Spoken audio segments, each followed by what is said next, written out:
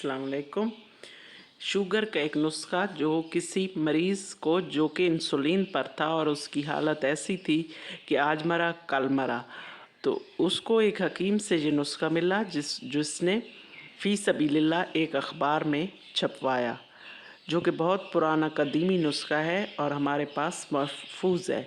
ये नुस्खा मेरे अब्बू भी इस्तेमाल कर रहे हैं ज़ाती तौर पर और बहुत मौसर और बहुत फ़ायदेमंद है। इससे इंसुलिन भी छूट जाती है और जो शुगर के मरीज़ों को कमज़ोरी और ज़ईफ़ी सी महसूस होती है वो भी बिल्कुल ख़त्म हो जाती है अल्लाह के हुक्म से।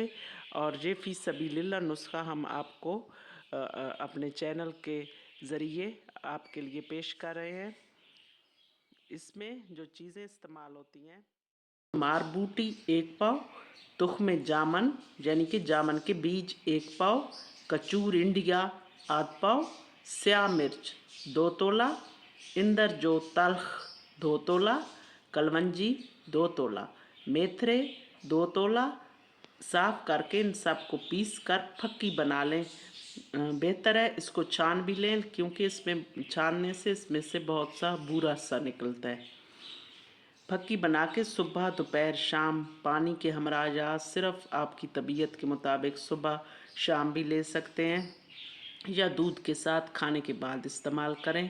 जिन मरीज़ों की शुगर 200 से ऊपर होती है वो 2 चम्मच और जिनकी कम है वो 1 चम्मच इस्तेमाल करें।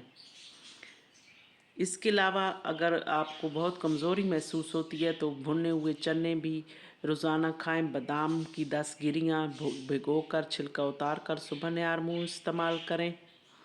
ये सारा नुस्खा 1 माह इस्तेमाल करने से इंशाल्लाह बहुत फ़ायदा होता है, लेकिन इसको छोड़े नहीं, मामूल में इस्तेमाल करें तो इंशाल्लाह आपकी इंसुलिन भी छूट जाएगी और शुगर भी बिल्कुल कंट्रोल में आ जाएगी।